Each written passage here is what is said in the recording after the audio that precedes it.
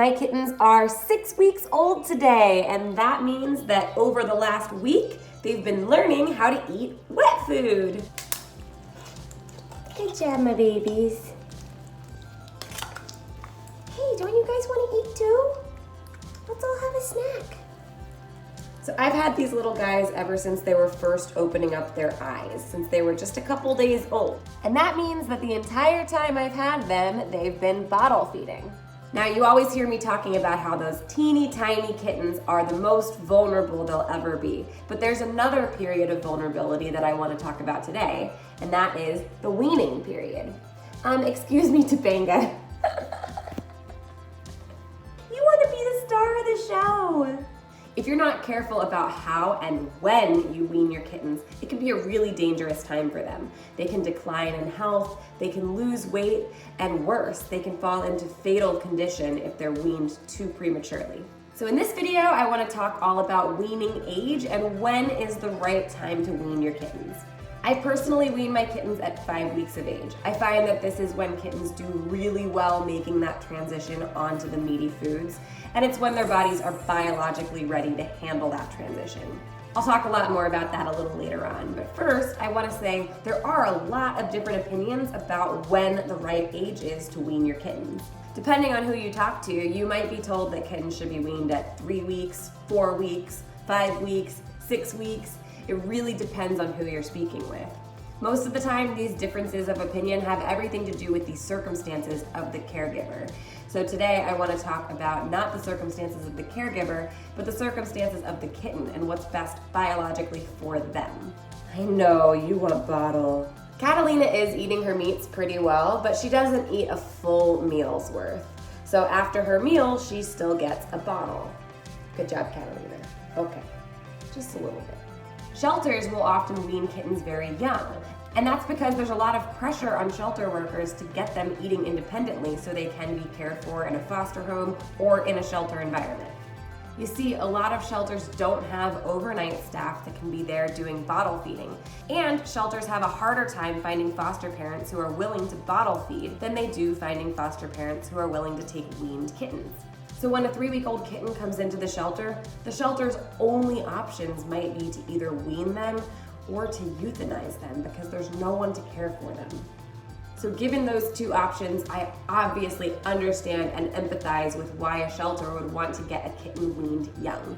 But in a perfect world, there would be a third option, and that option would be to have enough care to give the kittens what they actually need, which is often to be bottle fed. So I see this all the time. I have a lot of friends and even family who have gone to the shelter to foster their first kittens, and they've been given 3 or 4 week old kittens and told they're totally weaned.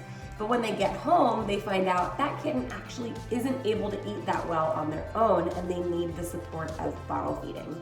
This is super common. The shelter wants to get the kitten out of the door, and totally understandably, but the foster parent can then have a very hard time of getting them to do well. Ultimately, they can end up losing kittens or losing foster parents because they don't have a good experience with these babies. When a kitten's weaned too young, you can see a big decline in their health. Their bodies might not be able to properly absorb the nutrients from the meat. Kittens weaned too young are at risk of emaciation, dehydration, diarrhea, and malabsorption. They also may not be able to effectively eat the food and can choke or undereat, and they can consume an insufficient quantity of food to meet their caloric needs. That's why whenever possible, it's safest to wait until 5 weeks to wean. That's when kittens are biologically capable of handling both the new nutrients and the new method of eating.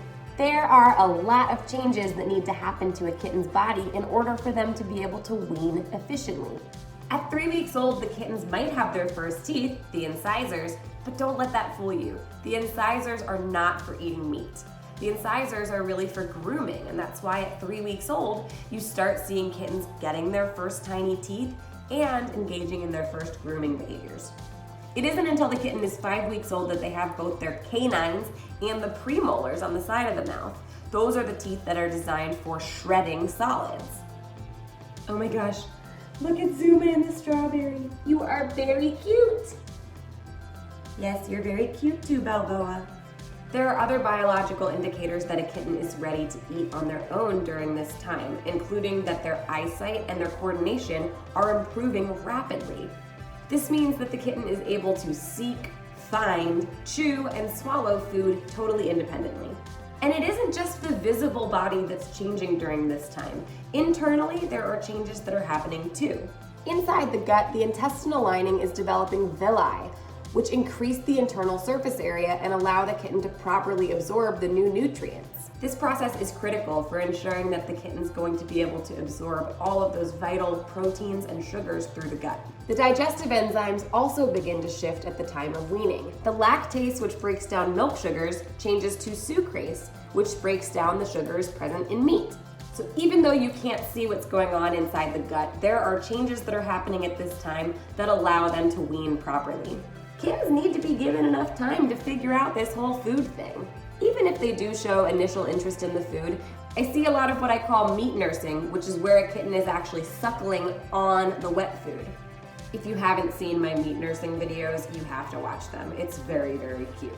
Oh, are you gonna meat nurse right now? You're doing it. You're stuck. See, this is why you still need a bottle, because you get stuck and you're nursing your meat.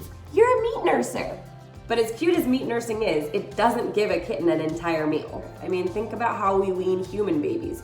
You don't just pull them off the breast one day and stick a piece of pizza in their mouth the next. So we need to be able to support the kitten throughout this entire process. How do we support them? Well, one big way is to meet them where they are and start them at the right age. You can also hand feed them, spoon feed them, sit with them while they're eating, continually show them the food. Look, Will. There you go. Good job, guys. Every kitten's going to be different. Out of this litter, Will and Catalina are the two that struggle the most. I have to really sit with them and show them the food and continually try to support them making this transition. But ultimately, you do need to supplementally feed them until they've totally got it. So after Will has done everything he's going to do with his meats, I will give him a bottle to make sure that he has all of his nutritional and caloric needs met. Do you want this? Oh, Will loves his bottle time. You love your bottle time. But you know, every single day he's having his bottle less and less. But it's there for him if he doesn't get his full meal. I think you're doing a great job transitioning. What about you? Catalina spends half the time at the food bowl just suckling, so I always make sure that she does have a bottle. And the other kittens actually don't need the bottle anymore at all. That's why when it comes to weaning, I always say you have to meet them where they are. Get it? Meet? Meet you where you are? You get it? She doesn't get it. You don't speak English. Of course, weaning too late can also be an issue. If you wait too long to wean, the kittens might not be getting the nutrients that they need. But moreover, their sharp teeth can actually shred this nipple and they can swallow it. And that's not good for anyone. So it's important to find a good balance that works for each individual kitten, meeting them exactly where they are. As for individuals and organizations who wean early, I get it. And I truly empathize with the horrible challenge of trying to find enough people to help these little bottle babies. I understand how tempting and even necessary it can be to try to get these kittens weaned. But my point is that for foster parents and for everyday caregivers, it's important that we're informed and empowered to be giving these kittens age-appropriate care. Listen, I get that bottle feeding can seem really intimidating or challenging, but I promise that it isn't.